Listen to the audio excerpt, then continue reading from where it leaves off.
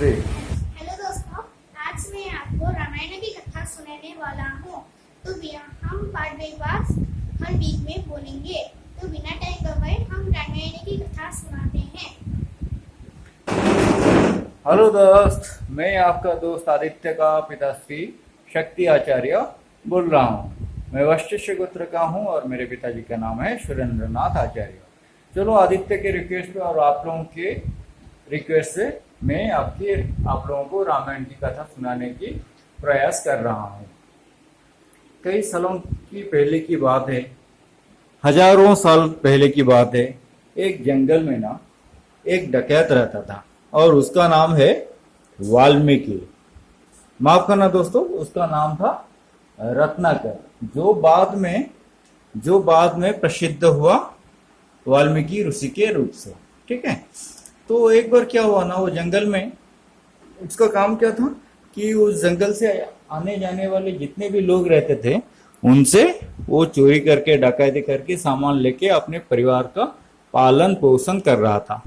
तो उसी जंगल में एक दिन क्या हुआ था ना, भगवान नारद भ्रमण कर रहे थे। नारायण नारायण ऐसे बोल बोल के वो भ्रमण कर रहे थे और वो डाकू रत्नाकर सामने आ गया।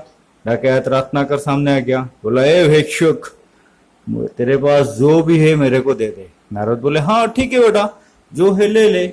मेरे पास तो ये वीणा है और ये कपड़े है और मेरे पास कुछ नहीं है। लेकिन लेने से पहले मैं एक चीज तुझे पूछता हूँ, बेटा तू ये जो काम कर रहा है ना, क्या इसमें तेरे परिवार लोगों को पता है? क्या तू ये जो पाप और पुण्य का काम कर रहे है, तुझे पता है ये पाप है या पुण्य है? ना मुझे भली भांति पता है ये पाप है ना। अच्छा, तू पता है तुझे तू पाप कर रहे है ना? हाँ। तुझे और कोई काम नहीं आता है ना? मुझे ये काम आसान लगता है। ठीक है ना। तो फिर तेरे परिवार लोगों को अगर ये पता है कि तू ऐसा काम कर रहा है तो क्या वो तेरे पाप का भागीदारी है? रत्नाकर एकदम चुप हो गया, बोला अरे ये तो बड़ी कठिन सवाल है ना। ठीक है, जाओ अपने परिवार से पूछ के आओ। तो फिर वो भागा भागा अपने परिवार के पास गया, जाके अपनी पत्नी, अपनी माता और उसके बच्चों को पूछने लगा। तो सभी ने एक ही तरह के जवाब दिए कि आपका काम है हम लोगों को खाना देना, हमारा पालन पोषण करना। ये आप लोगों को पता है, आपको पता होना चाहिए कि आप पाप कर रहे हो या पुण्य कर रहे हो। तो रत्नाकर मुंह लटका के आ गया मुनिवर के पास। बोला उन्होंने ऐसे जवाब दिए ना, तो मैं क्या करूं अभी ना, जो हो गया सो हो गया। अभी तुम राम नाम जपने लगो ना। वो क्या आता है, किसका नाम?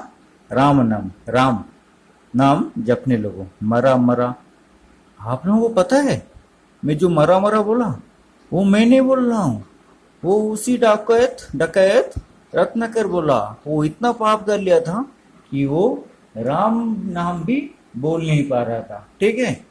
तो आहिस्ता आहिस्ता ऐसे बैठे, वो मरा मरा मरा मरा मरा मरा मरा ऐसे बोलने लगा। दिन बीत गए, हफ्ते बीत गए, महीने बीत गए, सालों बीत गए। कुछ दिनों के बाद, कुछ सालों के बाद वो क्या हुआ ना, वो आहिस्ता आहिस्ता राम नाम बोलने लगा। और वो अपने राम नाम से इतना मग्न हो गया था, इतने मग्न हो गया था कि वहां पे एक वाल्मीकि बनने लगा। वाल्मीकि क्या पता है बेटा? वाल्मीकि होता है एंट हेल। ठीक है। वो देखो, ये जो फोटो में, ये पिक्चर में जो एक बना है, ठीक है, वो आहिस्ता आहिस्ता उसके ऊपर ऐसा आंट हिल बन गया। तो कई साल के बाद नारद फिर उसी जंगल से आ रहे थे, तो उनको राम नाम सुनने लगा। तो आहिस्ता ढूंढने लगे कहाँ पे राम नाम आ रहा है, यहाँ पे तो कोई है ही नहीं। तो देखिए कि एक नजदीक में एक एंट हिल है। ठीक है। वो एंट हिल के पास वो पहुंचे, देखा कि अरे वही बंदा है। तो फिर वो एंट हिल से उनको निकाले। तो एक सन्यास बन गए थे, तो उनको बोले तो उनका दाढ़ी बन गया था, हाँ एकदम मूछ बढ़ गया था, सब हो गया था।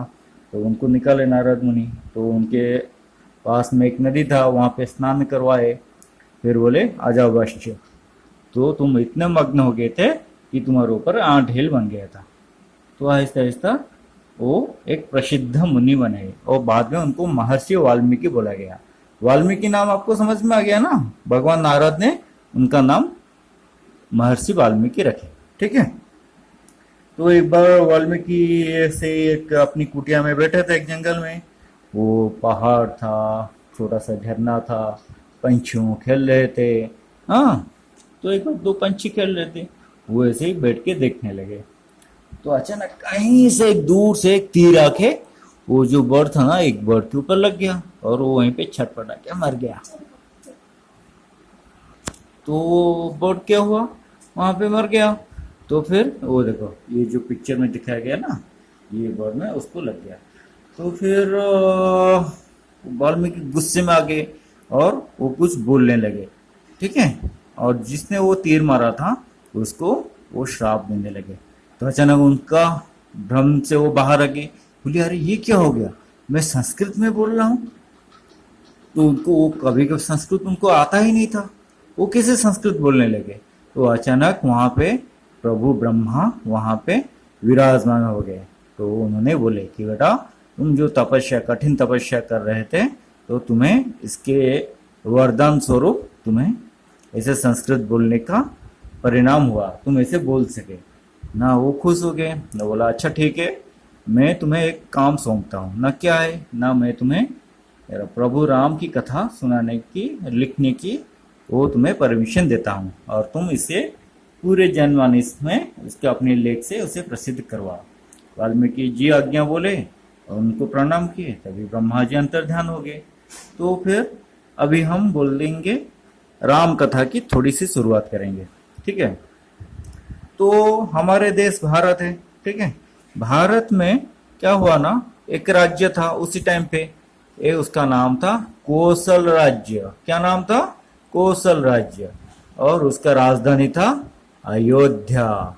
और उस टाइम में उस राजा थे महाराज दशरथ, ठीक है। उनके 3 पत्नी थी।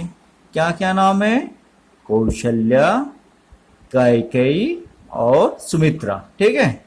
वो बहुत ही शक्तिशाली राजा थे और बहुत ही ज्ञानी, गुणी और दयावान राजा थे। उनके समय में ये कहा जाता था कि वो अयोध्या स्वर्ग के समान है। उनके हर राज्यवासी खुशी से रहते थे। हाँ, तो लेकिन राजा का एक ही दुख था। वो दुख क्या था कि उनका पुत्र नहीं था। तो उनका पुत्र नहीं था, तो इसके लिए उन्होंने एक अपने मंत्री लोगों के परमिशन से, उनकी एडवाइस से एक अश्वमेध यज्ञ करवाए। अश्वमेध क्या होता है, हॉर्स का यज्ञ, ठीक है। तो उन्होंने ऐसे प्रणाम, भगवान को प्रणाम करने लगे, ठीक है। मुनि ऋषि आए, पूजा पाठ करने लगे, यज्ञ हुआ, ठीक है। तो उसी समय देवताओं ने भगवान विष्णु के पास गए कि भगवान कि मर्त्यपुर में एक राक्षस है दशानन करके, रावण, जो हम उसको युद्ध में हरा नहीं पा रहे। तो विष्णु हंसने लगे, ना हाँ, ब्रह्मा जी उनको ऐसा ब्लेसिंग दिए हैं कि वो ना उसको कोई देवता हरा सकता है, ना कोई यक्ष हरा सकता है, ना कोई गंधर्व हरा सकता है। लेकिन वो रावण भूल गया कि वो मानव उसको हरा सकते हैं कि नहीं। उसका वो इतना घमंड हो गया। तो मैं सोच रहा हूँ मानव रूप में प्रकट हूँ। तो अभी प्रभु दशरथ को हम सब जानते हैं, वो तो एक दयावान राजा हैं। तो मैं सोच रहा हूँ कि उनके पुत्र होके पैदा हूँ। तो सब लोग खुश हो गए। तो क्या हुआ ना, यहाँ पे यज्ञ चल रहा था, कहाँ पे, अयोध्या में। तो उसी यज्ञ कुंडी से एक यज्ञ पुरुष प्रकट हुए और दशरथ को एक गोल्डन पॉट में, सोने के पॉट में कुछ तो खीर दिए। बोले कि ये लो, अपने अपने पत्नियों को ये पिला दो, उसके बाद तुम्हारे पुत्र लाभ करेंगे। सब उनको प्रणाम किए और वो अंतर्ध्यान हो गए। तो प्रभु दशरथ, प्रभु के दिए गए वो खीर वो लेके दशरथ जी आए और अपनी पत्नियों के पास पहुंचे, ठीक है। और पहुंच के बाद उनको खीर देने लगे। वो एक पॉट था, तो इसका आधा खीर जो है माता कौशल्या को मिला, ठीक है। अभी बचा एक हिस्सा, तो उसका और 2 हिस्सा किया गया, ठीक है।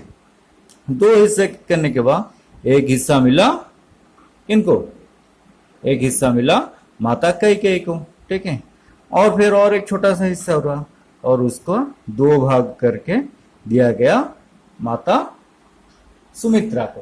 ठीक है, तो पहले माता कौशल्या के गोद में प्रभु राम पैदा हुए, उसके बाद कैकेयी के गोद से प्रभु भरत पैदा हुए, बाद में कौशल्या माफ करना सुमित्रा माता के गोद से प्रभु शत्रुघ्न और प्रभु लक्ष्मण पैदा हुए। तो अभी उनके 4 पुत्र हो गए। कौशल्या माता से जन्म हुए प्रभु राम, कैकेयी माता से जन्म हुए भरत, और सुमित्रा माता से पैदा हुए शत्रुघ्न जो कि सबसे छोटे हैं, और उनके बड़े हैं प्रभु लक्ष्मण।